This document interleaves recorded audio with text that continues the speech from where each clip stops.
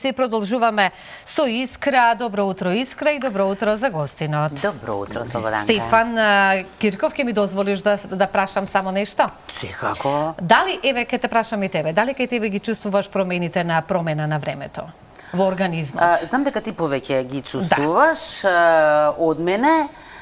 Јас не толку, искрено да ти кажам. Но ме интересира дали животните ги чувствуваат како и луѓето промените, еве, да се ставам во таа категорија на метеоропати, каде што навистина го чувствуваат. И луѓето се животни, така? Да. И на кој начин да го чувствуваат сето тоа? И тоа како го осеќаат промената на годишното време, така да и ќе ни започнува една фаза на која ќе разговараме со Искра во следниве минути. Ке ве слушаме со внимание, Искра, повели. Ти благодарам, Слободанка, и добро ни дојде назад. Се надевам дека убав ти беше викендов, така што немаш право да се жалиш на времето. Стефан, добро утро. Мислам дека нашите гледачи веќе добро те познаваат, освен што си активист, кинолог, би рекла човек што редовно, секојдневно се грижи за благосостојбата на сите животни. Така, нека му дојде некако. Добро утро, фала уште една за поканата. Јас веќе се чувствувам овде како свој, како дома. Така да сигурно сум оној гласноговорник кога станува збор за се што е за благовид на животот. Таа нека паси од најмали години. Така да тука сум да ги одговорам на сите оние прашања кои ги имате во моментот. Денес ќе се зборуваме за една тема, веќе ја спомена и Слободанка, има можност и гледачите веќе да слушнат за како да ги подготвиме или како да се аклиматизираат, така му доаѓа, нели, домашните миленици. Но домашни миленици малку е широк поим, иако кај нас горе-долу превладува претежно домашни миленици, се подразбира на кучињата и мачињата, па гаучињата исто земаат голем опсек на фамилија кои ги чуваат, така да можеме најчесто за нив да разговараме, затоа што и тие ни се највеќе по нашите домови. Сега од нив не сите излегуваат надвор, што значи претпоставувам дека кучињата повеќе чувствуваат таа промена од другите, но еве и за другите да речеме. Сега не знам и за рибите дали да те прашам. Акваристиката е посебно и тука можеме да разговараме, затоа што и тоа го сум аквариста веќе десетина добри години. Тоа ќе биде за мене добра информација. Да. Така да кучињата и мачињата и тоа како го осеќаат промената на годишното време и навистина треба сопствениците да бидат спремни за тоа што ги чека. Што се подразбира тука, ќе кажеме народски, они поради сонцето и дождот, они во овој период од годината се митарат, односно го отфрлаат она зимско крзно кое претходно и се наоѓа на нив. Тоа подразбира дека сите сопственици на кучиња и мачиња треба да бидат спремни за пролетта, со цел да им олесниме за периодот кој доаѓа во потоплото време. Се подразбира на целосен груминг. Што треба да ги чистиме вакната дома, како се подразбира на целосен груминг и кај мачињата и кај кучињата.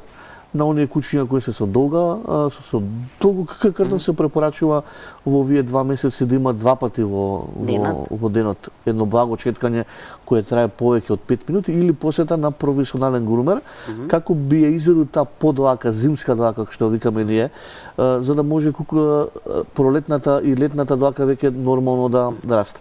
Колку значи им помагаме повеќе да го извадат старото крзно, толку практично они имаат полесно излегуваат подлака и со тоа четкање практично се собира на самата четка. Тоа е процес на митарење кај кучињата, па и кај мачињата. Кај некои видови на мачки, како персијанците кои имаат, знаеме дека имаат подолго крзно, исто се препорачува четкање секојдневно во овој период од годината или носење на професионален грумер неколку пати да кажеме, во месецот. Затоа што кај мачките процесот на митарење трае многу подолго од кај кучињата. Ако не ќе минели дома да имаме проблем со ние лепење на крзо по нас, по намештај и слично. Тоа се веќе да речеме сосема регуларниот, нормалниот дел. Но пролета, освен што е убав период, нели носи и не само предизвици, понекогаш и опасности. Кои се најголемите опасности за овие што излегуваат надвор, така ќе ги наречеме? Сонце, дожд е почвата за растот на кралежите и на боловите во овој период од годината. Надворешни паразити, така? Да, тие се ендопаразити кои се надворешни, кои највеќе се наоѓаат во тревите, се залепени буквално во тревите, па се почесто затоа што кај нас и не се прска доволно, градот не внимава на тоа, може да ги најдеме овие паразити веќе и на бетон.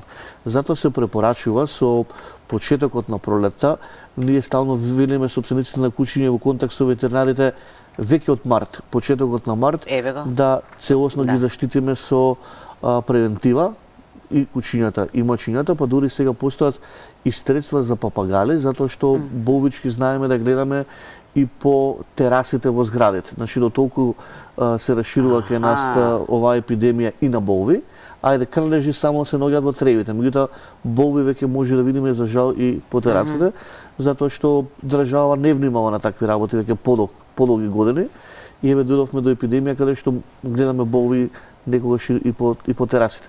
Тие се лесно пренесеви од птица на птица, од обичен гулаб може да пренесе на папагал и дома тоа да биде веќе фатално, затоа што тие се размножуваат. Така да се препорачува целосна превентива на домашните миленици. Баш во почетокот на март имаме разни типови на превентива, со ампула, со апче, со околовратник, меѓутоа прашоци исто така има. Да, постојат и видови на прашоци. Тука малку е дилема. Секогаш кога имаш голем избор на пазарот, што би препорачал ти? Што да се одбере? Или како сопственикот да знае што е најдобро за неговиот миленик? Знаете како секој куќе е приказна сама за себе, како и секој организам различен. Некој кај некои миленици, кај некои раси на куќиња со долга крдна се препорачува подобро да имаат ампула, затоа што таа се впива во порите на кожата и трае подолго. Например, со една ампула ние го решаваме месецот, ги решаваме тие 3 месеци на целосна заштита. Сега на фармацевтските индустрии се толку напреднати што имаме и апчиња кои куќињата ги примаат и се заштитени. Имаат и околовратници.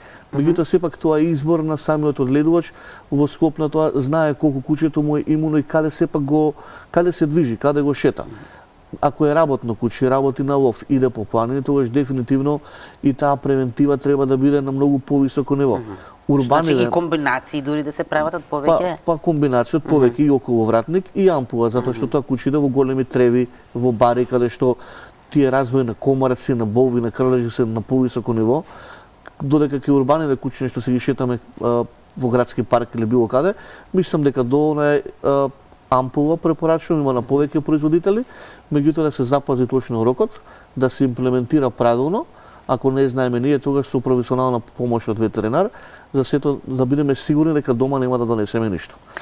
Може ли ти некакви негативни ефекти да предизвикаат препаратите? Кај младите кученца често знае да се појави и црвениво и чешење, меѓутоа тогаш веднаш треба да се исконтактира ветеринарот. Не е тоа некоја загрижувачки не е. Не е загрижувачки, меѓутоа сепак кожата на миленикот треба да се навикне на таа хемикалија со која кучето треба да стане имуно веќе на тоа. Има благи инекции кои се примаат во паралелно со самото прочистување, со самото имплементирање на тие ампули, така да не е тоа опасно. Опасно ако донесеме дома крлеш или болва, тогаш имаме навистина голем проблем дома. До толку знае да биде опасно искра, што тие крлежи потоа пренесуваат, прават репродукција. Дори може да видиме и во измеѓу паркетот. Можеме да видиме насадени болви во саксија од свеќе. Ако се доведеме во таква ситуација да нашиот миленик пренесе таков вид на паразити дома, ќе гледаме болви и крлежи по нашите зидови и не дај Боже закачени кај нас, а тоа пак носи друга проблематика што често се случува да крлежите и болвите пренесуваат и различен вид на бактерии кои може да бидат преносливи на луѓе и да завршиме на инфективната клиника. Затоа, мислам, предпоставувам, не констатирам, само те прашувам, и покрај чешлањето 2 пати дневно, и покрај разните препарати, сепак после секое шетање треба се проверува. После секое шетање се препорачува. Да, после секое шетање на миленикот се препорачува целосна проверка дома, низгадање. Најчесто овие ендопаразити и паразити може да ги видиме на осетливите места на миленикот, тоа се под шепите, кај ушињата и на главата. Верувам дека имаме совесни сопственици кои и за заштита на миленикот и за наша заштита тоа го прават после секое шетање од надвор. Поготово, пак ќе кажам, градов повеќе години не е прскан за таков тип на паразити и со оваа промена на времето јас сум сигурен дека повторно ќе имаме инвазија од болви и крлежи, за жал, и на местата каде што се движиме ние. Што во случај да се детектира Крлешка и Миленичето? Така, интересно прашање и многу од нашите собственици грешат. Сами на своја рака превземаат. Сами на своја рака превземаат, пробуваат да го извадат тој. Ајде, болвата е лесна за вадење, тоа можеме да се справиме со тоа. Меѓутоа, ако не идеме на крлеш, тоа е више една проблематика која, ако не можеме сами, не треба да експериментираме, затоа што ние може да го извадиме тоа како топче. Сме виделе сите како изгледа крлеш, меѓутоа ако не го извадиме кој што треба, тој повторно си прави реинкарнација и си се појавува пак. Така да доколку приметиме крлеш, моја препорака, ако не знаеме сами случно да го извадиме, во тој случај да појдеме кај ветеринар за тоа успешно и целосно биде извадено. Сега постојат, така да кажеме, народски методи на вадење на крлежи. Ставаат зејтинче. Со часовникот, против часовникот, нешто со стрелките. Тоа не го препорачувам, дека не се покажува во пракса како правилно, често грешиме. Се става зејтинче на самото место кај што е забоден крлежот и тој искача. Меѓутоа тоа може да искочи и да не искочи. Најдобро ако приметиме крлеж да појдеме до првиот ветеринар за да бидеме сигурни дека тој ќе го извадиме целосно и нема да остане во нашиот миленик и нема да го видиме не да Боже закачен на некое место и кај нас на луѓето. Сега те прашам и за комарците. Колку и дали тие може да предизвикаат проблем или пак нашиве не? Тоа е голем проблем. Во последниве 3 години во Македонија е детектирана лешманија. Тоа е една болест која се пренесува преку комарци. Најчесто ги има на места каде што има вода, каде што има бара и често нашите кучиња страдаат од таков убот од комарец кој знае да биде фатален. Значи, за жал, ако не го детектираме на време дека имаме нашето куче има убот, може да заврши кучето на инфузија, му паѓа имунитетот, понекога за жал и тоа завршува со смрт. Така да, кога ќе бираме, најбитно е кога ќе бираме ампула или кога ќе бираме околовратник или било каков препарат за да го заштитиме нашиот милник, треба да бидеме сигурни дека тој препарат не штити и од лешманија, затоа што се испостави дека во Македонија, поготово во Скопје, во Кочаничи нам дека и во Штип се детектирани тие комарци. Тие доаѓаат од далеку, веќе се тука кај нас насадени, може да кажем, имаат своја репродукција комарците. Повторно државата би окриви тука затоа што не внимава на ваков тип на паразити и тие се размножуваат. Лани имавме инвазија, годинава држам палци срека да ги има се помалку и помалку. Опасно е дека кучето може да биде да ни погине, а опасно и нас ако не касне таков комарец, тогаш се завршуваме со висока температура, со треска и инфективна клиника не беха. Ама уште поголем проблем е овде што за разлика од боловите и крлежите има превенција, а овде од комарци како да се заштитат и тие и ние? Речи се е невозможно. Ние не можеме да се заштитиме. Меѓутоа кучињата и мачињата можат со тоа што се купуваат специјални препарати. Има на повеќе производители. Апелирам сите собственици кои ќе го посетат нивниот матичен ветеринар да се посоветуваат за него кој од овие горе споменати препарати се и за лешманија. Така да ги има. Сега на пазаров и со раст на фармацевскава индустрија се повеќе има производи кои ги штитат кучињата од лешманија. Да, лешманија конкретно, од комарци не може ништо да не спаси, така. Да, не може да не спаси, но сепак за кучиња постојат и важни марамици кои ги бркаат практично комарците од нашите миленици.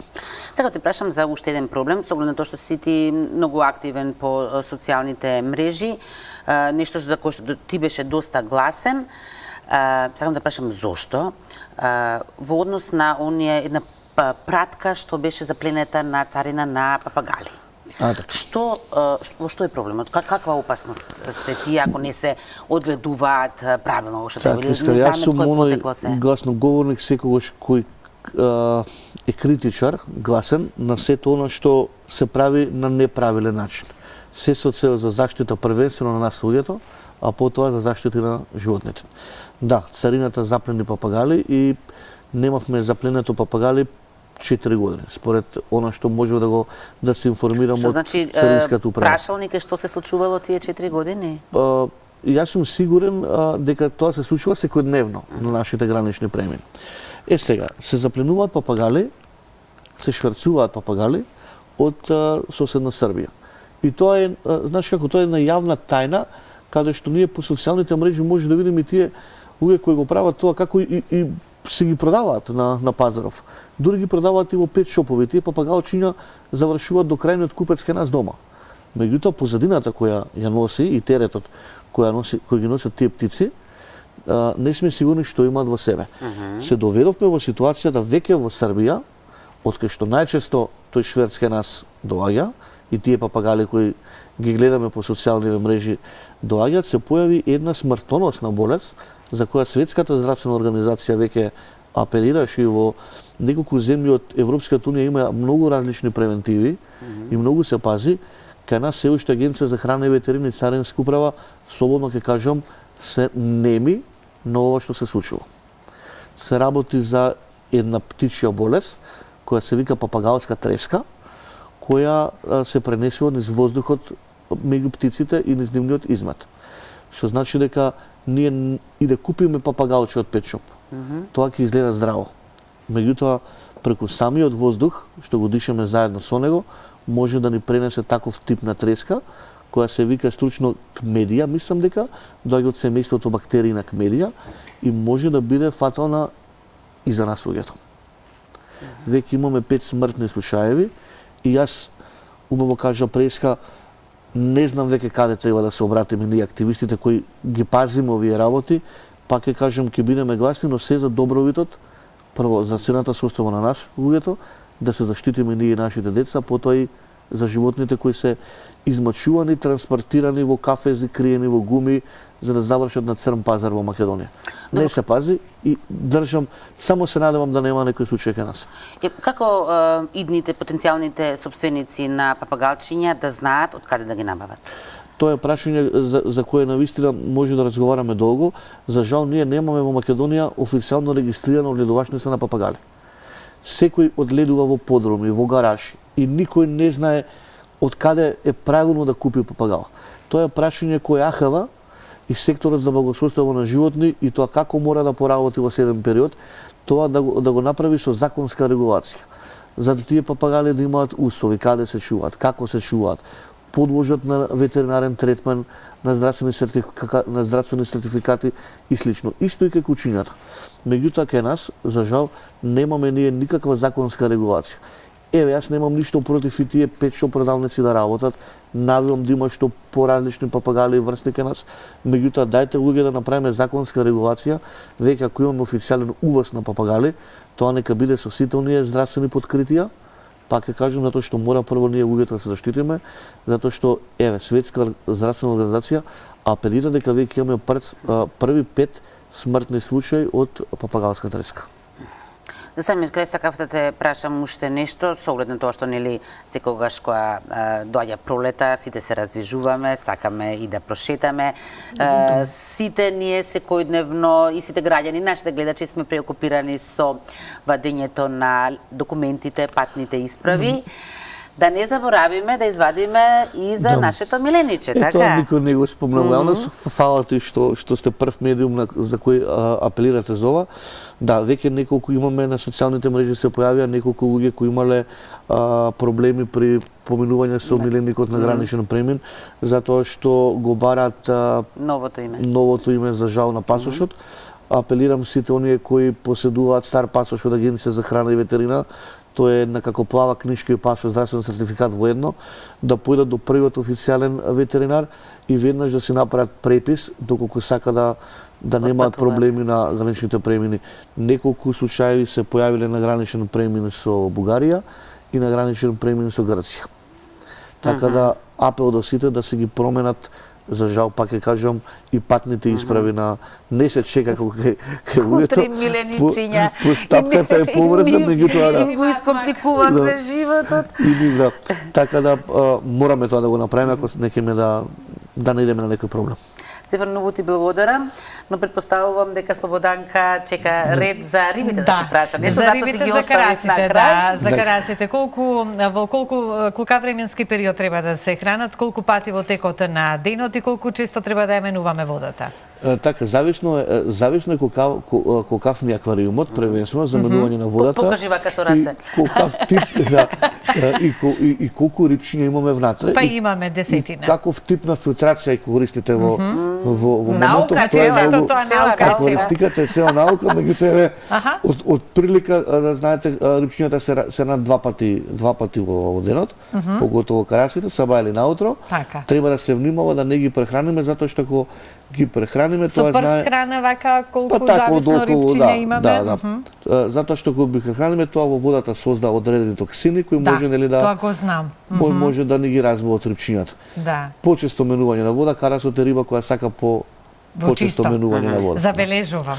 Интересно, искре, дури рибите кога ќе ја сушнат храната, реагираат нагоре. Да, ете тоа е живо суштество исто, да. Можете од рака да се ги Од рака, точно така. Благодарам многу. Нема проблем. Се гледаме повторно на некоја друга тема, како што кажавте и сам, веќе сте добре дојден, се разбира во утринската програма за овие теми.